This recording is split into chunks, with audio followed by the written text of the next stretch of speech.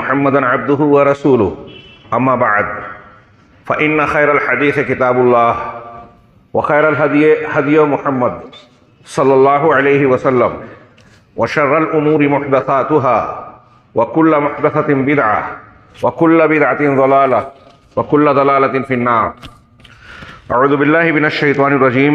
بسم الله الرحمن الرحيم. شرع لكم من الدين ما وصى به نوحا والذي أوحينا إليك وما وصينا به إبراهيم وموسى وعيسى أن أقيموا الدين ولا تتفرقوا فيه كبر على المشركين ما تدعوهم إليه الله يجتبي إليه من يشاء ويهدي إليه من ينيب. محترم حاضرین، خطبہ مشرونہ کے بعد میں نے قرآن کی ایک مشہور آیت سورہ شورى کی آپ حضرات کے سامنے تلاوت کی. اللہ رب العالمین نے اس آیت کریمہ میں ایک دو تین فقروں کے اندر ہمیں اپنے عظیم الشان احسان کا تذکرہ بھی فرمایا، متعدد کئی قسم کی ہدایتیں بھی بیان کی، اور اپنے انبیاء کرام علیہم الصلاۃ والسلام کی نبوتوں کا ثبوت بھی فراہم کیا، اور اس میں چیدہ اور منتخبہ انبیاء کا تذکرہ بھی کیا. فرمایا شرع لکم من الدین، اللہ رب العالمین نے تمہارے لیے دین کو مقرر کیا، مشروع کیا، جاری کیا. الدین یہ اللہ تبارک و تعالیٰ کا سب سے بڑا احسان ہے کہ اس نے اپنے بندوں کی ہدایت اور ان کی اصلاح حال کے لیے ان کو ایک دین دیا، مکمل دین. اللہ رب العالمین کے بے شمار احسانات ہیں. قرآن اور حدیث کی بہت سی دلیلوں کی روشنی میں آپ سنتے رہتے ہیں کہ سب سے عظیم الشان اللہ کا انعام، احسان، وہ اللہ کا دین ہے، صراط مستقیم ہے، سچائی اور حق راستے کی ہدایت ہے. کائنات میں اس سے بڑھ کر کوئی قیمتی دولت، سرمایہ ہے ہی نہیں. لقد من اللہ علی المؤمنین اذ بعث فیہم رسولا من انفسہم. ایسی اور بھی دلیلیں جس میں اللہ نے اپنی اس نعمت کا بطور خاص ذکر کر کے احسان جتایا ہے کہ یہ اللہ کا انعام ہے تم پر کہ محمد صلی اللہ علیہ وسلم کو بھیجا، اس کے ذریعے سے تم کو انعام دیا. چنانچہ شرع لکم من الدین، تمہارے لیے الدین کو مشروع کیا، مقرر کیا، جس کے ذریعے سے تم اپنی زندگی کا صحیح راستہ متعین کر سکتے ہو. اگر یہ نہ ہوتا سب کچھ مل جاتا، دنیا کی ساری نعمتیں ملی ہوتی. تھوڑی دیر کے لیے اپنے آپ کو سوچئے کہ ہم مسلمان نہ ہوتے، ہم قرآن و حدیث کو نہ جانتے تو کیا ہوتا؟ گمراہی، شرک، کفر اور ہدایت میں کوئی فرق نہ جانتے.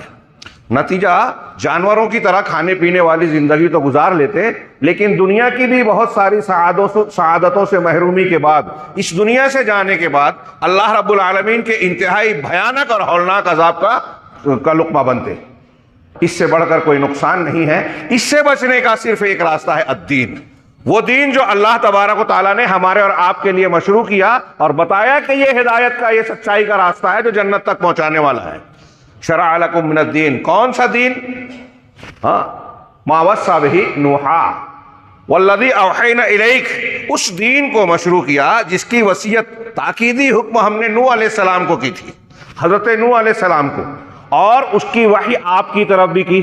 علامہ ابن کثیر نے کہا کہ دیکھیے، آدم علیہ السلام کے بعد پہلے نبی اور باقاعدہ رسول، پہلے رسول نوح علیہ السلام کا ذکر کیا اور اس کے فوراً بعد آخری رسول کا ذکر کیا، کہ نوح کی طرف جو وحی کی اور اس کے بعد آپ کی طرف.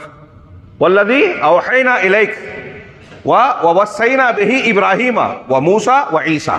پھر علامہ ابن کثیر کہتے ہیں کہ پہلے اور آخری رسول کا ذکر کر کے درمیان کے منتخب اور چنندہ پیغمبروں کا، رسولوں کا ذکر کیا کہ وہ چیز جس کا تاکیدی حکم، جس دین کا تاکیدی حکم ہم نے ابراہیم کو دیا، موسیٰ کو دیا اور عیسیٰ کو دیا. نوح علیہ السلام، جناب محمد رسول اللہ صلی اللہ علیہ وسلم، موسیٰ، عیسیٰ، ان پانچوں کا تذکرہ ایک آیت میں کیا. ٹھیک اسی طریقے سے ان پانچوں کا تذکرہ سورہ احزاب کی آیت میں کیا گیا. وَإِذْ أَخَذَ اللَّهُ النَّبِيِّينَ وَإِذْ أَخَذْنَا مِنَ النَّبِيِّينَ مِيثَاقَهُمْ وَمِنْ إِبْرَاهِيمَ وَمُوسَىٰ وَعِيسَىٰ ابْنَ مَرْيَمَ.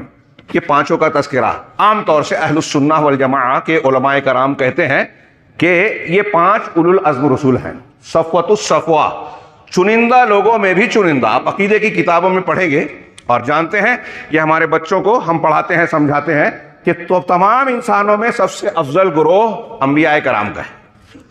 انبیاء کرام کی تعداد اس روایت میں اگرچہ کلام ہے 1,24,000 جو بیان کی جاتی ہے اس میں کلام ہے، ان میں سے 313 رسول ہیں۔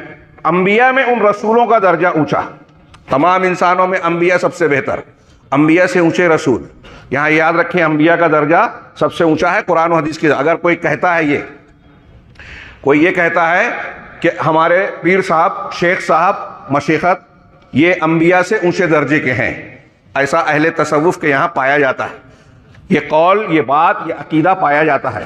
علماء سلف نے لکھا کہ جو ایسا عقیدہ رکھے وہ کافر ہو جائے گا، قرآن و حدیث کا منکر ہو جائے گا۔ تو انبیاء سب سے اونچے، ان کا دین سب سے اعلیٰ۔ اگر کوئی یہ سمجھتا ہے کہ اللہ تعالیٰ نے یہ جو دین ان انبیاء کو عطا کیا، شرع لکم من الدین ما وصینا بہ نوحا، کہ ہم نے نوح کو جو دیا، آپ کو دیا، ابراہیم، عیسیٰ اور موسیٰ کو دیا، اس سے بہتر دین کوئی اور ہے جو آنکھ بند کر کے کشف اور الہام کے ذریعے سے براہ راست اللہ سے لیتے ہیں اور انبیاء کی انہیں ضرورت نہیں ہے، وہ بھی کفر کے راستے پر چلتے ہیں۔ یہ چھوٹی موٹی بات نہیں ہے، اور میں اشارے میں کہہ رہا ہوں، یہ براہ راست موضوع نہیں ہے، آپ اندازہ لگائے ہمارے قرب و جوار میں، ہمارے گرد و پیش میں ایسے عقیدے پائے جاتے ہیں جو نبی کے پیش کیے ہوئے دین کو، قرآن و حدیث کو چھوڑ کر اپنے پیر صاحب، اپنے سلسلے کو اور فلاں طریقے کو اختیار کرتے ہیں، اور ان کے ذہن و دماغ میں یہ ڈالا جاتا ہے، گھسایا جاتا ہے کہ انبیاء کرام قال اللہ قال رسول کو آپ دماغ سے نکال دیجئے، پیر صاحب نے، سلسلے کے شیخ نے جو بات کہی ہے اسے مان لیجئے، آپ نے بیعت کیا کوئی اعتراض مت کیجئے، اللہ نے یہ کہا، رسول نے یہ کہا، اس کی ضرورت نہیں ہے، دیکھنے کی بھی نہیں ہے۔ پیر صاحب اگر قرآن حدیث کے خلاف بھی بات کہہ رہے ہیں، ہمارے شیخ سلسلے کے چشتی، قادری، نقشبندی، بہت واضح کہتا ہوں یہ بات، بہت سے لوگوں کو تعجب لگتا ہے یا برا لگتا ہے، لیکن اگر یہ بیان نہ کیا جائے تو اللہ تعالیٰ نے یہ جو انعام کیا ہے ہم کو، بہت سارے لوگوں کو، وہ لوگ اس سے ناواقف ہیں۔ یہ اللہ کا کلام کہہ رہا ہے کہ اللہ نے تمہارے لیے الدین کو مشروع کیا۔ ابھی میں اس پر گفتگو تھوڑی سی کروں گا کہ وہ دین ہے کیا۔ یہاں میں ذکر کر رہا تھا کہ جس دین کا تذکرہ کر کے اللہ نے جن انبیاء کا ذکر کیا، انبیاء میں رسول ان سے افضل، رسولوں میں اولو العزم رسول، اولو العزم رسول یہ 5 صحیح قول یا جمہور کے راجح قول کے مطابق، ان 5 میں سیدنا ابراہیم علیہ السلام اور جناب محمد رسول اللہ صلی اللہ علیہ وسلم، جن کو خلیلین کہا جاتا ہے، دونوں رحمان کے خلیل ہیں، واتخذ ابراہیم، ان اللہ اتخذنی خلیلا کما اتخذ ابراہیم خلیلا، بخاری مسلم کی حدیث میں ہے کہ اللہ نے مجھے بھی، رسول اللہ صلی اللہ علیہ وسلم فرماتے ہیں، ایسے ہی خلیل بنایا جیسے ابراہیم کو خلیل بنایا۔ 2 خلیل سب سے اونچے، ان 2 خلیلوں میں سب سے اونچا درجہ خاتم النبیین کا، خاتم النبیین سید المرسلین جناب محمد رسول اللہ صلی اللہ علیہ وسلم کا درجہ سب سے اونچا۔ تو یہ 5 صفوۃ الصفوہ خیار الخیار ہیں۔ یہاں اللہ رب العالمین اس آیت میں فرما رہا ہے کہ ان 5 کے لیے دین کو، جس دین کو مقرر کیا وہی اس امت کے لیے ہے۔ اب ان 5 کے لیے جو دین ہے، اس سے بھی پتہ چلا کہ سب کے دین کی اصل، انبیاء کرام کے دین کی بنیاد اور اصل ایک ہے، عقائد سب کے ایک ہیں، بنیادیں سب کی ایک ہے، سب کے لیے وہی دین مشروع ہے، اللہ کی توحید، آخرت پر ایمان، فرشتوں پر، رسول کی اطاعت کرنا اور تقدیر کو ماننا، یہ ایسی چیزیں ہیں جس میں کوئی تبدیلی نہیں ہوتی۔ عقائد اور بنیادیں سب کے یہاں ایک، اگرچہ کچھ احکامات میں حالات، قوائف اور اللہ کی مشیت و حکمت کے مطابق کچھ فرق ہوا، لِكُلٍّ جَعَلْنَا مِنْكُمْ شِرْعَةً وَمِنْهَاجًا، ہر ایک کے لیے ہم نے زندگی کے احکام اور طریقے الگ الگ بنائے، تو احکام الگ رہے، دین سب کے ایک ہے۔ نبی کریم صلی اللہ علیہ وسلم نے فرمایا کہ نحن معاشر الانبیاء، کیا ہے، ہم انبیاء کی جماعت ہیں، ہمارے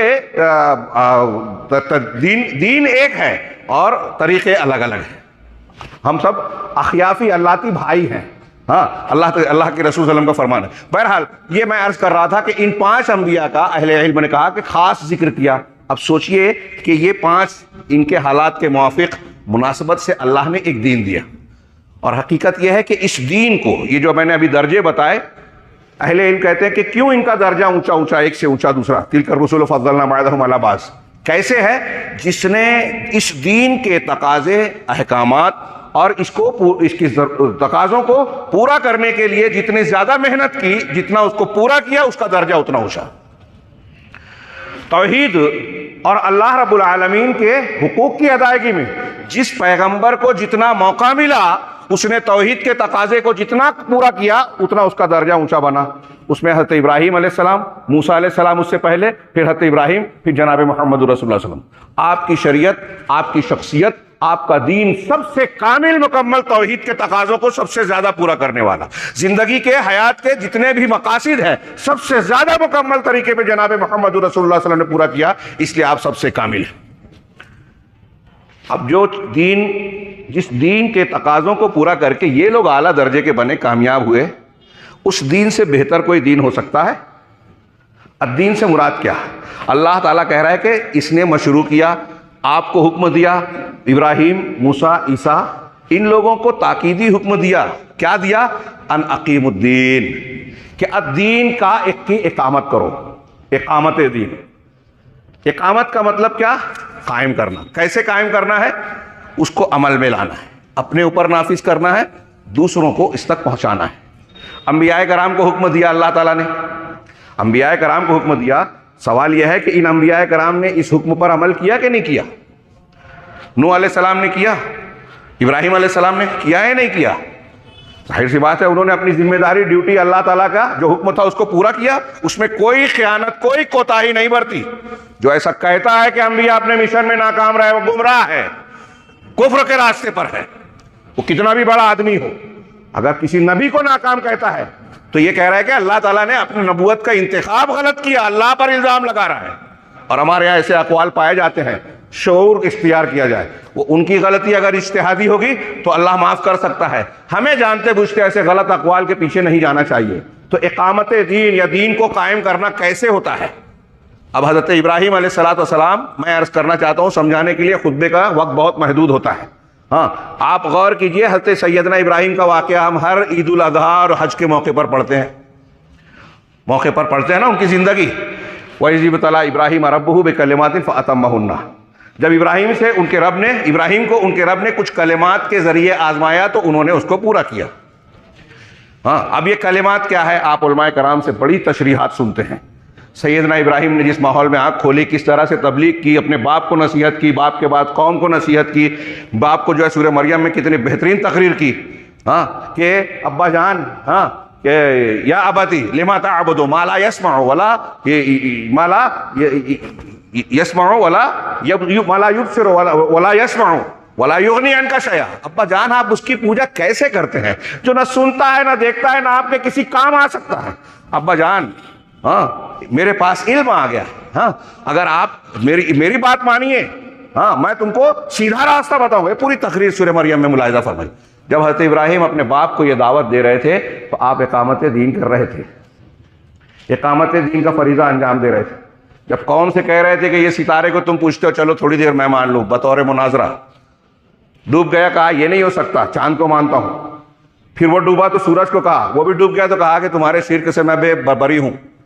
میں اس ذات کی طرف رخ کرتا ہوں جس کو جو انی وجہت وجہی الذی فطر السماوات، جس نے آسمان زمین کو پیدا کیا. یہ چاند سورج ستارے جس کے حکم کی پیروی کر رہے ہیں، جس کی مخلوق ہے، میں اس کو مانتا ہوں، وہ میرا رب ہے. اور تمہارے ان بنائے ہوئے رب ارباب سے میں چھٹکارا حاصل کرتا ہوں، میں اس سے برات کا اظہار کرتا ہوں. یہ قوم کو سمجھا رہے ہیں، خود اپنے اوپر نافذ کر رہے ہیں، اپنے بیٹے کے گلے پہ چھری چلا رہے ہیں. اللہ کے حکم سے اپنی بیوی بچے کو جو ہے بے آب ہو گیا وادی میں، مکہ کی وادی میں چھوڑ کے آ رہے ہیں. یہ جتنے کام حضرت ابراہیم کر رہے ہیں سب اقامت دین ہے. یوسف علیہ السلام جب اپنے قید خانے میں قیدی ساتھیوں سے کہہ رہے ہیں، یا صاحب السجن ارباب متفرقون خیر ام اللہ الواحد القہار، اے میرے قیدی ساتھیوں، دونوں ساتھیوں، کیا کئی ارباب بہتر ہیں یا ایک اللہ رب العالمین جو سب پر قوت اور قدرت اور تسلط رکھتا ہے؟ یہ حضرت یوسف علیہ السلام جب اپنے ساتھیوں کو دعوت توحید دے رہے ہیں اور شرک سے یہ کہہ کر منع کر رہے ہیں کہ ما تعبدون من دون اللہ ان ہی الا اسماء سمیتموها انتم وآباؤکم ما انزل اللہ بہا من سلطان، کہ جن کی تم پوجا پاٹ کر رہے ہو نا، یہ وہ بت ہیں جس کو تم نے مقرر کر لیا، تم نے اپنے طرف سے نام رکھ لیا کہ یہ خواجہ ہیں، یہ فلاں ہے، یہ فلاں حاجت پوری کرتے ہیں. اللہ نے کوئی دلیل نہیں اتاری. یہ شرک کا رد جب نبی کرتا ہے، توحید کی دعوت دے رہا ہے، اپنے اوپر توحید کے تقاضوں کو نافذ کر رہا ہے، یہ دین کو قائم کر رہا ہے. ان اقیم الدین، دین کو قائم کرو. اب یہاں الدین سے مراد کیا ہے؟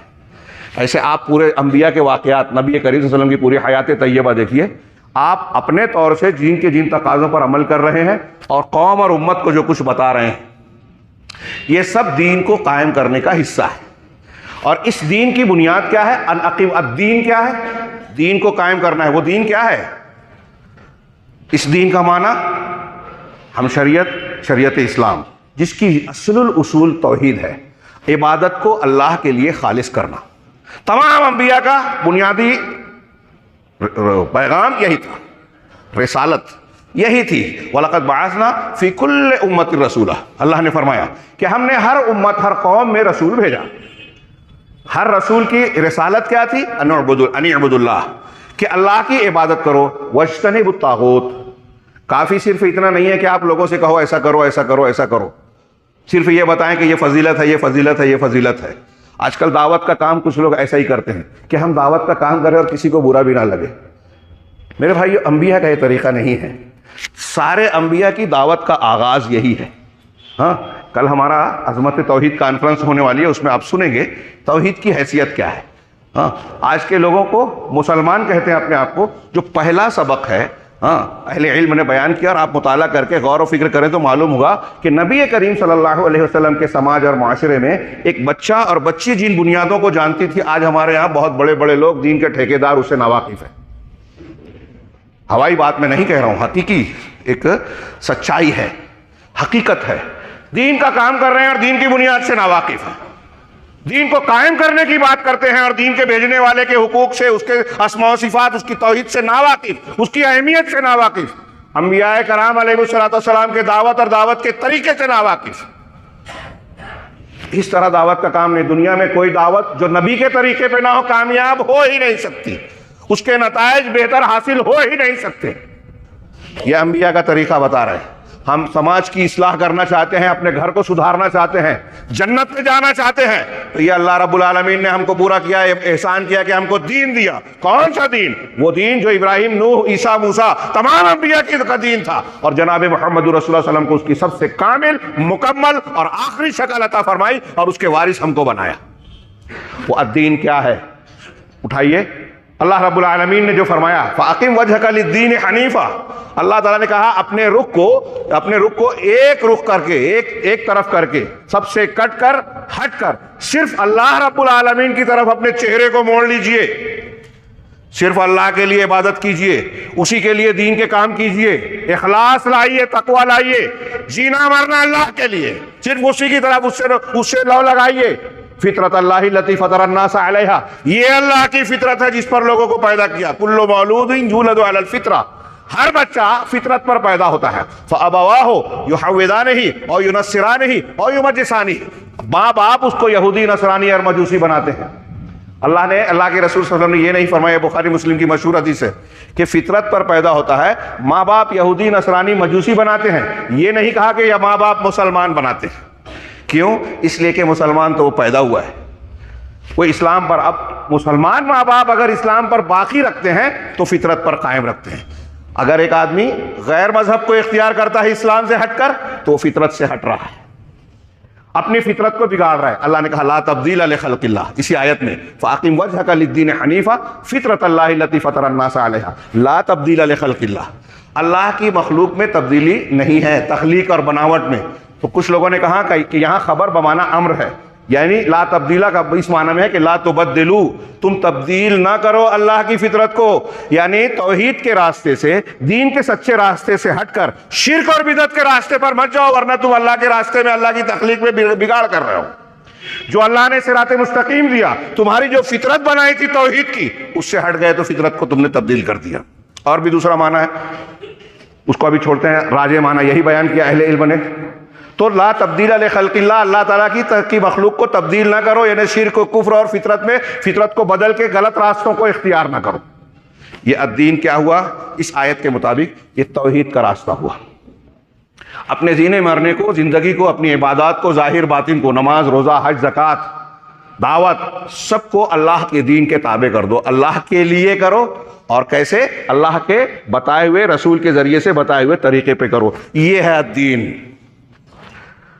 ہاں، اللہ تبارک و تعالیٰ نے نقل کیا، جب ابراہیم علیہ السلام اور یعقوب علیہ السلام نے اپنے بیٹوں کو ہاں نصیحت کی، ہاں یہ وصیت کی، یا بنیا ان اللہ اصطفیٰ لکم الدین فلا تموتن الا وانتم مسلمون، کہ بیٹو تم لا تموتن، تمہیں موت ہرگز نہ آئے مگر اس حالت اللہ نے تمہارے لیے الدین کو منتخب کیا، ان اللہ اصطفیٰ لکم الدین۔ غور کیجئے، حضرت ابراہیم، حضرت موسیٰ، حضرت یعقوب کہہ رہے ہیں اپنے بچوں کو تربیت دینی چاہیے، سکھانا چاہیے کہ جو دین اللہ نے دیا ہے اسی دین کو اللہ نے چنا ہے تمہارے لیے، تو تمہاری موت اسی حالت میں آئے کہ تم اسی دین پر قائم رہو۔ علماء مفسرین نے کہا یعنی انسان کو اپنے تمام زندگی کے حالات میں اس بات پر آگاہ رہنا چاہیے کہ ہم ہر حال میں مسلمان رہیں، توحید پر رہیں، کہیں ہم سے جانے انجانے شرک کا ارتکاب نہ ہو جائے۔ بہت اہم بات، شرک اور توحید یہ ہماری نجات کی بنیاد ہے، دین کی بنیادی چیز ہے، اس کو ہلکے میں نہیں لینا چاہیے۔ اس پر گفتگو ہو تو یہ نہیں کہ ہم کو بہت معلوم ہے، نہیں جانتے ہمارے ہندوستان پاکستان کے لوگ۔ اگر یہ شرک اور توحید کو جانتے، اس کی عظمت کو جانتے، تو ہمارے ہاں لوگ مرتد نہ ہوتے، یہ گمراہیاں نہ پھیلتی۔ یہ جو ڈفلی بجانے والے یہود و نصارہ کے ایجنٹ ہمارے نوجوانوں کو بہکاتے ہیں، گمراہ کرتے ہیں، کوئی صحابہ کرام کو گالیاں دے رہا ہے، لوگ اس کے معتقد، وہ کون ہے؟ مرزا پاکستان کا۔ مجھے حیرت ہوتی ہے کہ ہمارے اہل حدیث نوجوان اس سے متاثر ہوتے ہیں، منکرین حدیث سے متاثر ہوتے ہیں، ان لوگوں سے متاثر ہوتے ہیں جو تحریکیت کی بات کرتے ہیں، نبی کے طریقہ دعوت و تربیت کو چھوڑ کر جوشیلی جذباتی اور تحریکی باتیں کرتے ہیں۔ یہ اس بات کی دلیل ہے میرے بھائیو ہمارے درمیان سے اس قسم کے لوگوں کا پیدا ہونا کہ ہم نے توحید پر الدین کی تربیت نہیں کی ہے۔ اگر صحیح تربیت ہو، دین کا صحیح فقہ ہم اپنے بچوں کو دے دیں تو ناممکن ہے کہ ایسے ڈفلی بجانے والوں سے ہمارے نوجوان متاثر ہو رہے ہیں۔ ہمارے یہاں لوگ مرتد ہو رہے ہیں، بچیاں دین کو چھوڑ رہے ہیں، توحید کی قیمت نہیں جانتے۔ وہ دور تھا کہ الحد الحد کہتے ہوئے حضرت بلال جو ہے گھسٹ رہے ہیں، شہید ہو گئے اپنے صحابہ کرام، لیکن اپنی توحید کو قربان نہیں کیا۔ یہاں چھوٹے چھوٹے مسئلے پر لوگ بحث کرتے ہیں، اصولوں کو ضابطوں کو جو ہے ٹھکانے کنارے کر کے رکھا ہے۔ ہاں یہ ابھی آیت پڑھیے، الدین کیا ہے؟ انبیاء کرام کا طریقہ، وہ دین توحید ہے۔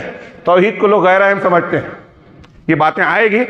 آج آپ دیکھیں گے پوری دنیا میں بہت سی دعوتیں ہیں، تنظیمیں ہیں۔ ہاں آپ دیکھیے کہ ان دعوتوں اور تنظیموں میں توحید کی بنیاد کو کتنے لوگ اختیار کیے ہوئے ہیں۔ ہاں الحمدللہ سلفی جماعت اہل الحدیث، جن کو مختلف القاب سے لوگ متہم کرتے ہیں اور بدنام کرنے کی کوشش کرتے ہیں، یہود و نصارہ بھی کرتے ہیں اور ہمارے درمیان بھی اہل بدعت۔ امام حاکم نے ابن قطان کا قول نقل کیا اور بھی سلف کا قول ہے کہ آپ دنیا میں کسی بھی بدعتی کو پائیں گے وہ اہل الحدیث سے بغض ضرور رکھے گا۔ کیوں؟ یہ اہل حق ہیں، ان کے پاس صحیح دین ہے، اور جو بدعتی ہے ان کے پاس بگڑا ہوا دین ہے۔ ان کے بگڑے ہوئے دین کو صحیح دین والوں سے خطرہ ہوگا۔ اہل بدعت آپس میں ایک دوسرے سے موافقت کریں گے، اہل الحدیث کو گالیاں دیں گے، برا بھلا کہیں گے۔ دیکھ لیجئے یہود نصارہ ہنود دنیا کے جتنے لوگ ہیں وہ آج ٹریننگ دے رہے ہیں ہمارے یہاں کی ایجنسیوں کو کہ اصل اسلام کی ان کے پاس ہے، وہ بتا رہے ہیں۔ یہ یورپ اور امریکہ کے تھنک ٹینک کو معلوم ہے کہ قرآن و حدیث کا نام لینے والے ان کو تشدد پسند طبقے میں رکھا ہے۔ مسلمانوں کے 3 کیٹیگری میں پہلا تشدد پسند، اس میں کہا کہ یہ سلفی اہل الحدیث ہیں جو حضرت ابوبکر صدیق اور عمر فاروق کے دین کی بات کرتے ہیں، یہ ہمارے لیے خطرہ ہے۔ یہ یہود و نصارہ جانتے ہیں، ہمارے لوگ بہت سے نہیں جانتے، اور اس دین سے دور کرنے کے لیے ہمارے درمیان کچھ سوراخ کرنے والوں کو بھیجا جاتا ہے۔ یہ مرزا محمد علی انجینئر یہاں کون سنتا ہے کون نہیں مجھے نہیں پتا، اور اس کی میں نام لے کے کہہ رہا ہوں، ضرورت ہے، وہ اس لائق نہیں ہے کہ نام لیا جائے، جاہل آدمی ہے، عقیدہ سلف کی بنیادوں سے ناواقف ہے، کچھ چیزوں کو جان کے علماء کو چیلنج کرتا ہے، ہمارے نوجوان لائک کرتے ہیں۔ عجیب بات ہے۔ اب خارجیوں سے متعلق حدیث میں اکثر ذکر کرتا ہوں، بہت سے لوگوں نے سنا ہوگا اگر درست سنتے ہوں، اکثر ذکر کرتا ہوں کہ نبی کریم صلی اللہ علیہ وسلم نے خارجیوں کا ذکر کر کے کہا کہ ان کی نماز دیکھ کے تم اپنی نماز کمتر سمجھو گے۔ کن سے کہا اللہ کے رسول صلی اللہ علیہ وسلم نے؟ صحابہ کرام سے۔ صحابہ کرام جو نبی کے بعد لوگوں کے لیے نمونہ ہے، تم اپنی نماز کو کم سمجھو گے ان کی نماز کے سامنے، اپنے روزوں کو حقیر سمجھو گے ان کے روزوں کے سامنے، اپنی تلاوت کو کمتر سمجھو گے ان کی تلاوت کے سامنے، لیکن ان کا حال کیا ہوگا؟ یمرقون من الدین سے جس کی ہم بات کر رہے ہیں، وہ دین سے باہر نکل جائیں گے۔ کیسے؟ کما یمرق السہم من الرمیہ، ایسے ہی جیسے تیر شکار کو چھید کر باہر نکل جاتا ہے۔ ایسے ہی وہ دین سے نکل جائیں گے. اللہ کے رسول نے ان کے بارے میں کیا کہا؟ کئی حدیثیں دیکھیے. اگر وہ مل جائیں تو انہیں قتل کرنا، مجھے مل جائے تو عاد کی طرح قتل کروں گا. قوم عاد کو جس طرح اللہ نے صفحہ ہستی سے مٹا دیا، نیست نہ ان کا کوئی نشان بھی باقی نہیں، اس طرح میں ان کو قتل کروں گا. ہاں، اللہ کے رسول نے فرمایا کہ وہ شر الخلق والخلیقہ ہیں، مخلوق میں بدترین لوگ، سب سے برے. میں نے مختلف خطابات میں کہا کہ آج جو خارجی لوگ ہیں نا، ان کی مسلک پر چلنے والے، وہ نام سے آج ہمارے یہاں نہیں ہے، لیکن جیسے مسلمانوں کو بلا وجہ کافر قرار دینا، کسی کو برا لگے تو معاف کیجئے گا، لیکن بالکل صحیح بات بتا رہا ہوں کہ آپ فی ظلال القرآن سید قطب کی پڑھیے، ہاں، ان کی معالم فی الطریق پڑھیے. اس میں انہوں نے کہا کہ آج پورے اسلامی دنیا میں کوئی مسلمان معاشرہ بچا ہی نہیں ہے.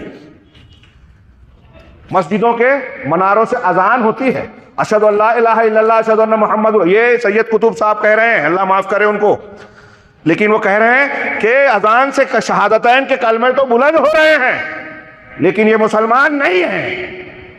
یہی بات ہمارے ہاں شیخ ابو الاعلیٰ مودودی صاحب رحمہ اللہ نے فرمائی.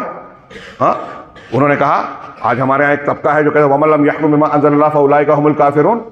اس بنیاد پر مسلمانوں کو کافر کر رہے ہیں. اس کی آیت کا مفہوم کفر کا اطلاق کن شرائط اور کن آداب و موانع کی بنیاد پر کیا جاتا ہے کسی مسلمان پر؟ ان اصول و ضوابط کو کنارے رکھ کر، ہاں، سلف کی تفسیرات کو کنارے رکھ کر کتنے مسلمانوں کو کافر قرار دے دیا.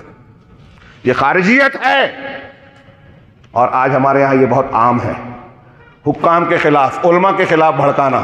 یہ یہود و نصارے کے ایجنڈے میں ہے کہ اگر نئی نسل کے مسلمان مردوں عورتوں کو شکار کرنا ہے تو ان کو علماء سے بدگمان کرو. اور یہ مرزا علی انجینئر، راشد ساز اور ڈاکٹر اسرار، تحریکیت، یہ ساری تحریکیں اسی ایجنڈے پر عمل کر رہی ہیں.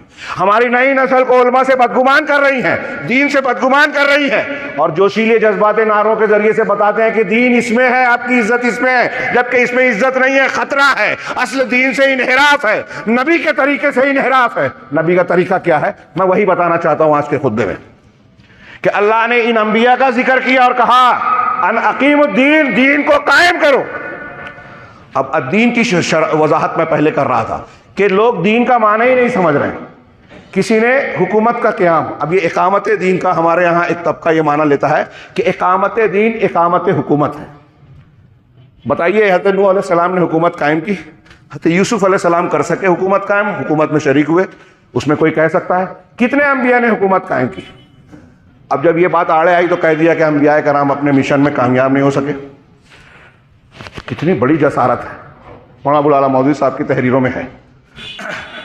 دین کی بنیاد، دین کی اصطلاح انہوں نے بیان کی، 4 بنیادی اصطلاحیں پڑھی. دین کو اسٹیٹ قرار دیا، سیاسی دین بنا دیا. انبیاء کرام سے آپ سیکھیں گے یا بعد کے لوگوں سے سیکھیں گے؟ ہم کو ان کی شخصیت سے بیر نہیں ہے، کسی پر طنز و تعریض مقصود نہیں ہے. اللہ نے جو اہتمام کیا دین دے کر، قرآن سنت، وہ ہمارے اور آپ کی ہدایت کے لیے ہے. ہم کسی کا لحاظ کر کے اس ہدایت کو چھپائیں کہ لوگوں کو برا لگ جائے گا.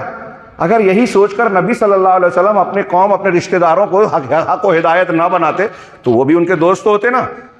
نبوت، رسالت اور توحید کی دعوت سے پہلے امین و صادق کہلاتے تھے، ہم سب پڑھتے جانتے ہیں. وہ آپ کے پاس امانتیں رکھتے تھے، آپ کو اپنے درمیان سب سے بہتر انسان مانتے تھے. کیا جھگڑا تھا نبی کریم صلی اللہ علیہ وسلم کا؟ لکم دینکم ولی دین، یہ دین کا جھگڑا تھا. تمہارے لیے تمہارا دین، میرے لیے میرا دین. آخر میں کہ حجت ہم نے پوری کر دی، بتا دیا، قرآن و سنت کی تعلیمات واضح ہیں. اب اگر نہیں مانتے ہو تو ہم نے اپنا کام کر دیا. ایسا نہیں ہو سکتا کہ دین کے معاملے میں ہم تم سے سمجھوتا کریں، تمہاری غلط بات کو صحیح کہیں، خاموش رہیں. نہیں ہو سکتا. نبی کا طریقہ سمجھوتا نہیں ہے، شرک سے، خاص طور سے شرک پر خاموش رہے. ہم آج شرکیات کو دیکھ رہے ہیں. حکومت قائم کرنا ہے، دین کو کیا ہے، اقامت دین کرنا ہے، تو پوری تفسیر ہی بدل گئی ہمارے یہاں. ان اقیم الدین، دین کو قائم کرو. اب دین سے مراد میں جو آپ کو بتا رہا تھا، ایک اور اشارہ کر دوں. حدیث جبرائیل آپ نے بہت بار سنی ہوگی، پڑھی ہوگی. الحضرت جبرائیل علیہ السلام صحابہ کے بیچ میں رسول اللہ صلی اللہ علیہ وسلم کے پاس تشریف لائے، ہاں، اور 2 زانو ہو کر بیٹھے. سوالات کیا، وقت بہت کم ہے، ڈیٹیل میں نہیں جاتا. سوالات کیے. بخاری مسلم میں حدیث ہے کہ مل اسلام، اسلام کیا ہے؟ آپ نے اسلام کے 5 ارکان کو بتایا جو ہم جانتے ہیں، شہادتین، نماز، روزہ، حج، زکوٰۃ. ہاں، 5 چیزیں بتائی. پھر پوچھا ایمان کیا؟ اس نے، حضرت جبرائیل نے کہا، صحیح کہا. انسانی شکل میں آئے تھے، اب صحابہ پہچانتے نہیں تھے. جب آپ نے کہا صحیح کہا، پھر پوچھا اس ایمان کیا ہے؟ تو ایمان کی 6 بنیادیں بیان کی: اللہ پر ایمان، فرشتوں پر ایمان، کتابوں پر ایمان، رسولوں پر ایمان، آخرت پر ایمان، تقدیر کے بھلے برے پر ایمان۔ یہ 6 ایمان کی بنیادیں بیان کی۔ پھر اس کے بعد پوچھا احسان کیا ہے؟ کہا اللہ کی عبادت اس طرح کرو کہ تم انہیں دیکھ رہے ہو، اور نہیں تو کم سے کم یہ کہ وہ آپ کو دیکھ رہا ہے، یہ احسان ہے۔ پھر پوچھا قیامت کی قیامت کب واقع ہوگی؟ اللہ کے رسول نے کہا کہ مسئول سائل سے زیادہ نہیں جانتا، یعنی جس سے سوال کیا جا رہا ہے وہ بھی اتنا ہی ناواقف ہے جتنا سائل پوچھنے والا۔ کوئی نہیں جانتا قیامت کب واقع ہوگی، اللہ کے رسول عالم الغیب نہیں تھے، جتنا اللہ نے دیا اتنا ہی جانتے تھے۔ پھر پوچھا اس کی نشانیاں کیا ہے؟ آپ نے نشانیاں بتائی۔ اس کے بعد آخر میں اس حدیث میں آپ دیکھیں گے، کہتے اللہ کے نبی صلی اللہ علیہ وسلم نے بعض صحابہ سے حضرت عمر سے وضاحت کی ملاقات کر کے، جانتے ہو وہ کون تھے جو آئے تھے؟ کہا اللہ اور رسول بہتر جانتے ہیں۔ کہا فإنہ جبرائیل، کہ وہ حضرت جبرائیل تھے، اتاکم لیعلمکم دینکم، الگ الگ الفاظ ہیں بخاری مسلم میں، کہ اس لیے آئے تھے تمہارے پاس تاکہ تم کو تمہارا دین سکھائیں۔ دین سیکھنے سکھانے کا ایک طریقہ یہ ہے جو حضرت جبرائیل کے ذریعے اللہ نے کیا، انتظام کیا۔ کتنا اہتمام کیا، مذاق ہے یہ، ہوائی ہے؟ تو جن چیزوں کو حضرت جبرائیل نے پوچھا، ایمان، اسلام، احسان، علامات قیامت، یہ چیزیں کیا ہے؟ ہمارا دین ہے۔ اور ان کی تفصیل اور ان ساری چیزوں کے متعلقات میں جائے نا تو پورا دین اس میں سمٹتا ہے۔ کسی اور موقع سے آپ سنتے ہوں گے، فی الحال اس کی تشریح کا موقع نہیں۔ تو میں یہ عرض کر رہا تھا کہ حضرت جبرائیل کے ان سوال و جواب کو اللہ کے رسول کیا فرما رہے ہیں کہ یہ دین سکھانے آئے تھے۔ اس کا مطلب اسلام، ایمان، احسان، اللہ، یہ دین ہے، اور اس کو قائم کرنا ہے، اس دین کو قائم کرنا ہے۔ اللہ کے رسول صلی اللہ علیہ وسلم حضرت جبرائیل بتا رہے ہیں کہ یہ دین ہے، اور ہم کہیں کہ سیاست ہے، ہم کہیں کہ صرف فضائل ہیں، یہ واقعات پڑھیں، اختلاف میں نہ پڑھیں، مسائل میں نہ پڑھیں، فلاں میں نہ پڑھیں۔ فلاں نے ایک بزرگ نے آ کے ایک تشریح کر دی، قرآن حدیث کہہ رہے ہیں کہ صحابہ کرام سے اللہ راضی ہوا، اللہ کے رسول کہہ رہے ہیں میرے ایک صحابی کو بھی برا بھلا نہ کہنا، اور ہمارا نوجوان شوق سے اس آدمی کو سن رہا ہے جو صحابہ کرام پر کیچڑ اچھال رہا ہے۔ وہ ایک مرزا نہیں ہے، ایسے کئی ہیں۔ خلافت و ملوکیت کے نام پر جو ہے، اس کے نام پر جو ہے صحابہ کرام کو ہم انسان مانتے ہیں، خطائیں ہوئی لیکن ان کی خطائیں قطرہ ہے اور ان کی نیکیاں جو ہے سمندر ہے۔ ان کی خطائیں ہیں تو اجتہادی ہیں۔ ہر انسان سے، امام حنیفہ، امام شافعی سے جو غلطی ہوئی ہم کہتے ہیں اللہ وہ اجتہادی ہے، اللہ کے یہاں اجر اس پر بھی ملے گا۔ تو یا تو صحابہ کرام کی غلطیاں اجتہادی ہیں، اور اگر ہوئی ہے تو اس کو ان کی نیکیاں ان کو سبب مٹا دینے والی ہے، انہوں نے توبہ استغفار کی۔ ایسے کئی جواب اہل سنت کے علماء نے دیا، لیکن آج ایک مسلمان، ایک نوجوان بیٹھ کر توحید، سنت، دعوت، تربیت کو چھوڑ کر جو کام کی اور مفید چیزیں ہیں اس کو نظر انداز کر کے بحث کرتا ہے علماء کے بارے میں کہ یہ ہمارے لیے کربلا کے واقعات، امیر معاویہ اور فلاں کے کردار کو چھپاتے ہیں۔ چھپاتے نہیں ہیں، وہ علم والے ہیں، آپ جاہل ہیں۔ آپ جس کے پیچھے بھاگ رہے ہیں وہ جاہل ہے۔ صحابہ کرام کے معاملات سے ان کے مقام سے ناواقف ہے۔ وہ اللہ اور رسول کی بات کی مخالفت کر رہا ہے، کفر کے راستے پہ جا رہا ہے۔ صحابہ کرام کو اگر آپ نے مجروح کر دیا، امام ابو ذرا اور بہت سارے سلف کہتے ہیں کہ صحابہ نے قرآن کو ہمارے لیے روایت کیا، حدیثوں کو روایت کیا، یہ قرآن حق ہے، حدیثیں حق ہے، یہ دین کی بنیاد ہے۔ اگر آپ نے صحابہ کرام کو، اولین راویان کو مجروح کر دیا تو قرآن بھی محفوظ نہیں رہا، حدیث بھی محفوظ نہیں رہی۔ جو لوگ صحابہ کرام کو نشانہ بنا رہے ہیں وہ دین کو نشانہ بنا رہے ہیں۔ ابو ذر رازی، امام احمد کہہ رہے ہیں کہ جو کوئی صحابی کو برا کہے اس کو جان جاؤ کہ یہ زندیق ہے، ملحد ہے، اس کو لائق مت کیجیے۔ ہمارے نوجوان سنتے ہیں، فارورڈ کرتے ہیں، علماء پہ تنقید کرتے ہیں، تو یہود و نصارہ کے ایجنڈے پہ عمل کر رہے ہیں کہ علماء کو بدنام کریں، اور جو ہماری دین کی بنیادوں کو کھود رہا ہے، اس میں سوراخ کر رہا ہے، اس کو ہم فارورڈ کر رہے ہیں، سن رہے ہیں، لائک کر رہے ہیں، سبسکرائب کر رہے ہیں۔ یہ بہت بڑا دھوکہ ہے۔ اللہ تبارک و تعالیٰ، وقت نہیں رہا، میں آیت کو پورا کروں۔ اللہ تعالیٰ نے ان انبیاء کے بارے میں کہا کہ ان کی طرف ہم نے وحی کیا کی، ان اقیم الدین، دین کو قائم کرو۔ وہ دین کیا ہے؟ توحید، رسول کی بات کو ماننا، یہ بنیاد ہے۔ ایمان، اسلام کی جو بنیادیں بیان کی وہ الدین ہے۔ اللہ کی رسول، میں نے 2-3 آیتیں بیان کی اور حدیث جبرائیل کی طرف اشارہ کیا۔ اس کو قائم کرنا، دین کو قائم کرنا اس طرح سے کہ اپنے آپ پر دین کو نافذ کیا جائے، اس میں سر فہرست توحید ہے۔ توحید آپ نے نہیں سمجھی، اگر آپ کے عمل میں، عقیدے میں شرک اکبر آ گیا تو کوئی دن، زندگی کا کوئی دن اگر آپ نے تہجد نہیں چھوڑی، بیکار ہے۔ ہر روز آپ نے تہجد پڑھی، جس دن سے نماز آپ پہ فرض ہوئی اس سے پہلے سے لے کے مرنے تک کوئی دن تہجد نہیں چھوٹی، لیکن شرک اکبر کیا، عمل برباد۔ قرآن کہتا ہے، سن چکے ہیں آپ بار بار، وَلَقَدْ أَوْحَيْنَا إِلَيْكَ وَإِلَى الَّذِينَ مِن قَبْلِكَ لَئِنْ أَشْرَكْتَ لَيَحْبَطَنَّ عَمَلُكَ۔ آپ کی طرف اور آپ کے پہلے انبیاء کی طرف بھی ہم نے وحی کی کہ اگر آپ نے بھی شرک کیا آپ کے سارے عمل برباد۔ کتنی صاف چمکتی ہوئی بات ہے، کتنے مسلمان اس پر توجہ دے رہے ہیں، نیکیاں کر رہے ہیں، فضائل پہ عمل کر رہے ہیں، دین کی محنت کر رہے ہیں، شرک نہیں معلوم۔ اللہ نے یہ کہا کہ ان اقیموا الدین ولا تتفرقوا فیہ، دین کو قائم کرو اور اس میں فرقہ بندی نہ اختیار کرو۔ کس میں؟ دین میں۔ دین میں فرقہ کیسے ہوتے ہیں؟ اب ہمارے یہاں کچھ لوگ تشریح کرتے ہیں کہ ارے شرک اور بدعت کو رد کرو گے تو انتشار ہوگا، ایک ہو جاؤ، مسلمانوں کے ایسے حالات ہیں ویسے حالات ہیں، اتنا لوگ حملہ کر رہے ہیں، ان حالات میں کیا ہم بدعت سے شرک سے سمجھوتا کر لیں؟ یہ سمجھا ہی نہیں ہے انہوں نے، اب دین کو نہیں سمجھا اور دین کی دعوت دے رہے ہیں۔ کس دین کو آپ قائم کریں گے؟ کوئی نبی ایسا بتائیے جس نے اپنے دین میں شرک کو برداشت کیا ہو۔ اب آپ کہتے ہو کہ کوئی شرک کر رہا ہے، کوئی بدعت کر رہا ہے، سب چلے گا، ایک ہو جاؤ۔ شرک اور بدعت کی وجہ سے ہی تو مسلمانوں میں تفرقہ ہے۔ وَلَا تَتَفَرَّقُوا فِيهِ کو سمجھا ہی نہیں ہے آپ نے۔ اس دین میں تفرقہ نہ کرو، گروہ نہ بناؤ۔ دین میں تفرقہ اور گروہ کیسے ہوتا ہے؟ بدعت سے ہوتا ہے، شرک سے ہوتا ہے۔ نبی اور صحابہ کے طریقے کو آپ نے اختیار کیا، تفرقہ ختم۔ صراط مستقیم پہ آپ ہیں، اور جہاں اس راستے سے ہٹے نئے راستے پہ چلے گئے، اور 72-73 فرقے ایسے ہی بنے کہ صراط مستقیم کے اصولوں سے ہٹ کر کسی نے کوئی بدعت اختیار کی، کوئی نیا راستہ بنایا، نیا اصول اختیار کیا، وہ اللہ اور صحابہ کرام کے راستے سے ہٹ گیا۔ ما انا علیہ واصحابی، 73 فرقوں میں سے نجات پانے والا وہ گروہ ہوگا جو نبی اور صحابہ کے طریقے پہ ہو۔ جس نے نیا طریقہ اختیار کیا وہ نبی اور صحابہ کے طریقے سے ہٹ گیا، اب راستے سے ہٹ بھی گیا اور آپ کہتے ہو کہ پھر چل لے دو، وہ اپنے راستے پہ، ہم اپنے راستے پہ۔ آگے اللہ نے فرمایا وقت ہو چکا ہے، کبر علی المشرکین ما تدعوہم الیہ، دین کو قائم کرو، اس میں فرقہ نہ بنو، تفرقہ نہ ڈالو۔ بدعت اور خرافات کو ختم کر کے قرآن و حدیث کی دعوت اگر آپ دیں گے تو آپ مسلمانوں کے ہر حال میں اصلاح کریں گے۔ آج مسلمانوں پر جو مصیبتیں، ہمارے خلاف دشمنوں کے ایجنڈے، سازشیں جو کام کر رہی ہیں، ان سے اگر بچنا ہے تو توحید اور سنت کو اختیار کرنا ہوگا۔ توحید سے ہٹ کر شرک ہوگا، سنت سے ہٹ کر بدعت ہوگی، تو قرآن حدیث اٹھائیے۔ اللہ کے رسول نے، اللہ تعالیٰ نے وعدہ کیا ہے کہ ہم کو ذلیل کر دے گا، فتنے آئیں گے، اللہ کا دردناک عذاب آئے گا، پتھروں کی بارش ہوگی، اور یہ آج مسلمان جھیل رہے ہیں سنت کا مخالفت کر کے۔ تو اس دین میں تفرقہ نہ کریں، نئے نئے گروہ نہ بنائیں، اصول نہ، قرآن اور حدیث کو اختیار کریں۔ اب آگے اللہ نے فرمایا کبر علی المشرکین ما تدعوہم الیہ، مسلمانوں میں مشرکین پر بہت سخت ہے وہ بات جس کی طرف آپ ان کو دعوت دے رہے ہیں۔ مشرکین پر کیا سخت ہے؟ توحید کی دعوت۔ آج ہمارے مسلمانوں کو توحید کی دعوت بڑی بھاری پڑتی ہے۔ کچھ لوگ کہتے ہیں یہ توحید کرتے رہتے ہیں۔ ہاں، ابھی دیوبند کا ایک بڑا سوال پوچھنے والے، یہ غیر مقلد توحید بہت کرتے ہیں، کیا بات ہے ان کے بارے میں؟ تو انہوں نے بھی جواب بڑا عجیب و غریب دیا کہ یہ توحید کا مطلب ہوتا ہے اللہ کو ایک ماننا، یہ کرنا، ہاں، لیکن یہ غیر مقلد ہم کو تنابز کے طور پر کہتے ہیں۔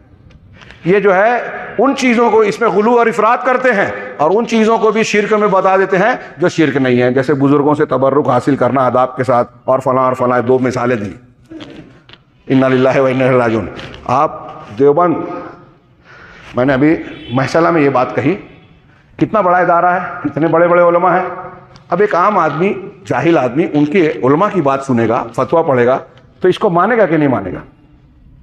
تھوڑی دیر کے لیے مسئلے کی سنگینی سوچیے کہ شرک اور توحید دین کی بنیاد کا یہ معاملہ ہے، اس میں جب ایک بڑے مقام سے غلط توجیہ کی جا رہی ہے تو عوام کہاں جائے گی؟ کتنی ضرورت ہے تئی عقیدے کو پھیلانے کی، سمجھانے کی، بڑوں کو اور علماء کو بتانے کی ضرورت ہے، عوام تو دور کی بات ہے۔ کہ ان فتووں سے معلوم ہو رہا ہے۔ ہمارے یہاں میں نے بعض خطابات میں کہا، سید قطب صاحب اور دوسرے لوگوں کی بڑی بڑی جن کو لوگ فالو کرتے ہیں، ان کے یہاں لا الہ الا اللہ کی تفسیر آپ کو غلط ملے گی۔ پھر سے کہہ رہا ہوں، منبر رسول سے پوری ذمہ داری کے ساتھ کہہ رہا ہوں، اور اپنی ذمہ داری سمجھتے ہوئے، اللہ قبول کرے، ہاں، کہ بڑے بڑے بزرگوں کو جن کے پیچھے لوگ چلتے ہیں آج، لا الہ الا اللہ کے معنی کی تشریح غلط کرتے ہیں۔ لا حاکم الا اللہ، لا حاکمیت الا اللہ، یہ ان کی تشریح ہے تحریکیوں کی، جو صحیح نہیں ہے، سلف کے اور قرآن و سنت کے، بلکہ عربی زبان کے تقاضے کے بھی موافق نہیں ہے۔ پھر وہ قل اللہ احد میں احدیت کی تفسیر کرتے ہیں تو وحدت الوجود بیان کرتے ہیں، جو صوفیہ کا، حقیقت میں ہندوؤں کا اور ان سے پہلے یونان کے فلاسفہ کا عقیدہ ہے کہ ساری کائنات اللہ ہی اللہ ہے، آپ میں، اس میں، اس میں سب میں اللہ ہے، لہذا وہ لا الہ کی تشریح کرتے ہیں۔ لا الہ الا اللہ کا معنی لا موجود الا اللہ، کہ اللہ کے سوا کوئی موجود ہی نہیں ہے، سب میں سب چیزیں اللہ ہی اللہ ہے۔ انا للہ، یہ اہل علم، ہم اور آپ قرآن حدیث کے مطابق دنیا کا سب سے گھناؤنا شرک ہے، سب سے بڑی گمراہی ہے لا الہ الا اللہ، جو کلمہ توحید ہے، اس کلمہ توحید کو کلمہ شرک بنا دیا ان لوگوں نے۔ اور لا حاکم الا اللہ، اللہ کے سوا کوئی حاکم نہیں، یہ بات تو صحیح ہے، لیکن لا الہ الا اللہ کا یہ معنی نہیں ہے، اس کا ایک جز ہے۔ اب سوچئے، میں یہ کہنا چاہ رہا ہوں، بتانا چاہ رہا ہوں کہ ایسے بڑے بڑے لوگ جو ہیں وہ اتنی بڑی غلطی اور دین کی بنیاد کو غلط تشریح کر رہے ہیں۔ ہاں، کہاں جائے آدمی؟ ہاں، آپ دیکھیے اللہ تعالیٰ نے آگے فرمایا کہ اللہ یجتبی من یشاء، اللہ جس کو چاہتا ہے چنتا ہے، علماء میں، انبیاء میں، علماء میں، ان کو جس کو اس کے لائق سمجھتا ہے ان کو چنتا ہے۔ ہاں، وَيَهْدِي إِلَيْهِ مَن يُنِيبُ، اور اپنی طرف ہدایت دیتا ہے اس کو جو انابت کرے، سچے دل سے اللہ کی طرف پلٹتا ہے، اس کو اللہ ہدایت دیتا ہے۔ اگر ہم اور آپ چاہتے ہیں کہ ہم کو صحیح راستہ ملے تو قرآن کی آیت کہہ رہی ہے کہ ہم سچے دل سے اللہ کی طرف پلٹیں تو اللہ ہمیں راستہ ضرور بتائے گا، دعا مانگے۔ ہاں، علامہ عبد الرحمن ابن ناصر سعدی کہتے ہیں کہ اس آیت کے ساتھ اگر آپ اس آیت کو بھی ملا لیں، ہاں، کہ وَاتَّبِعْ سَبِيلَ مَنْ أَنَابَ إِلَيَّ، اور اس کی اطاعت کرو جو میری طرف انابت کرتا ہے۔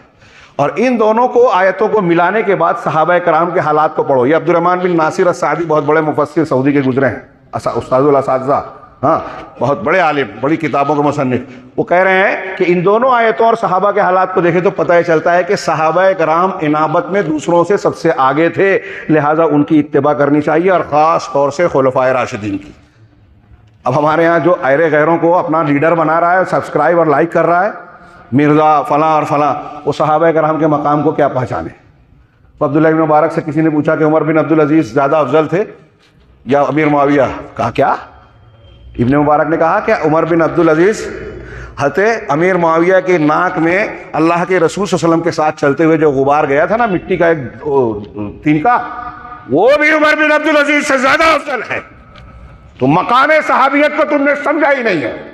یہ قرآن و حدیث کا رد ہے کوئی صحابی پر اعتراض کرنا۔ اللہ کو نہیں معلوم تھا کہ یہ غلطیاں صحابہ سے ہوگی یا یہ بات ہوگی، واقعات ہوں گے، اور اس بنیاد پہ ان کو پہلے ہی سے کہہ دیا، اس کے بغیر، اس کو جانے بغیر کہہ دیا اللہ ان سے۔ یہ شیعوں کا عقیدہ ہے کہ اللہ کو پہلے معلوم نہیں تھا، بعد میں پتہ چلا۔ یہ بدعہ ہے، کوئی ایسا مانے تو کافر ہو جائے گا۔ اللہ کو ہر بات کا علم تھا، پھر بھی کہا اللہ صحابہ سے راضی ہے۔ بات پھر سے پھیل گئی، میں واپس آؤں۔ یہ عرض کرنا تھا کہ اللہ تبارک و تعالیٰ نے یہ دین دیا اور کہا کہ اللہ اس کو ہدایت دیتا ہے جو اس کی طرف انابت کرتا ہے سچائی کے ساتھ۔ اب انابت کیسے کرنا ہے، اس میں آگے کی جو آیتیں ہیں میں آپ لوگوں سے گزارش کروں گا کہ اس میں آگے پڑھیں۔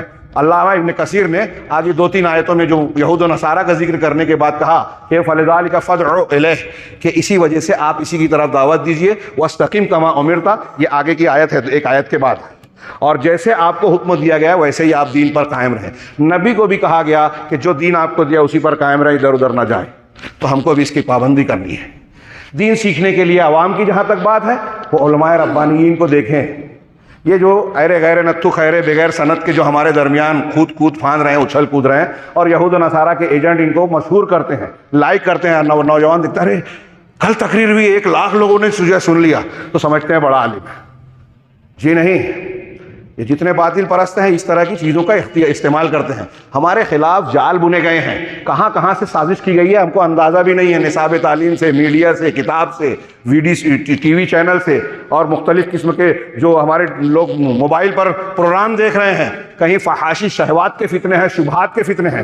ایسے میں بہت ضروری ہے میرے بھائیوں، خاص طور سے نوجوان لڑکوں اور لڑکیوں، آپ کا سودا آپ کے ایمان کی وجہ سے آپ کو اہمیت دی جا رہی ہے۔ آپ جب تک مسلمان ہیں ان کے نزدیک شکار ہیں، ٹارگٹ ہیں، ان کے ہو گئے کوئی حیثیت نہیں، اوقات نہیں ہے، نہ ان کے نزدیک نہ اللہ کے نزدیک کوئی اوقات نہیں۔ ہمارا سب سے قیمتی سرمایہ یہ انبیاء کو کے ذریعے سے جو اللہ نے ہم کو دین دیا ہے، اس دین کو سیکھیں، تھوڑی سی محنت کریں گے آپ کو پتہ چلے گا کہ کون علماء ہے جن کی طرف رجوع کرنا چاہیے، علماء ربانیین باعمل جن پہ فتویٰ پر بھروسہ اور اعتماد کرنا چاہیے، ان کی طرف رجوع کرنا چاہیے۔ ان جاہل لوگوں کو جو غیر مسلمین کے ایجنڈے پر کام کر رہے ہیں ان کو آپ ساتھ نہ دیں۔ دین کو صحیح راستے سے سیکھیں اور اس کی قدر کریں. اور یہ جو آگے کی آیت میں نے بتایا اس میں 10 ہدایت ہے. علامہ ابن کثیر نے کہا کہ جیسے آیت الکرسی میں 10 فقرے ہیں ایسے اس آیت میں 10 فقرے ہیں جس میں جامع ترین ہدایات دی گئی ہیں. اس کا موقع نہیں ہے، انشاءاللہ آپ علماء سے سنیں گے اور توقع ہے کہ مطالعہ کریں گے. اللہ رب العالمین سے دعا ہے کہ وہ ہمیں اس دین کی قدر پہچاننے کی توفیق عطا فرمائے جو نوح سے لے کر اللہ کے نبی صلی اللہ علیہ وسلم تک اللہ نے پسند کیا اور جس کی بنیاد پر رب العالمین دنیا اور آخرت میں سعادت اور کامیابی سے نوازتا ہے. ہمیں اسے سمجھنے، اس پر عمل کرنے اور اسے اختیار کرنے کی توفیق عطا فرمائے. اس کے تقاضوں کو اپنی طاقت کے مطابق انجام دینے کی توفیق عطا فرمائے اور اس بات سے بچائے کہ دنیا کی مختلف طاقتیں، افکار اور مختلف تنظیمیں، مختلف طاقتیں ہمیں اس دین سے ہٹانا چاہتی ہیں. اللہ ان فتنوں سے ہمیں محفوظ رکھے، ہمارے نوجوان بچوں بچیوں کو محفوظ رکھے تاکہ وہ دنیا اور آخرت کی ناکامیابیوں اور اللہ کے عذاب کے شکار نہ بنے. اقول قولی ھذا واستغفر اللہ لی ولکم سائر المسلمین وصلی اللہ علی نبینا محمد. بارک اللہ لنا ولکم فی القرآن المجید ونفعنا وإياكم بالآيات والذکر الحکیم انہ تعالی جواد کریم.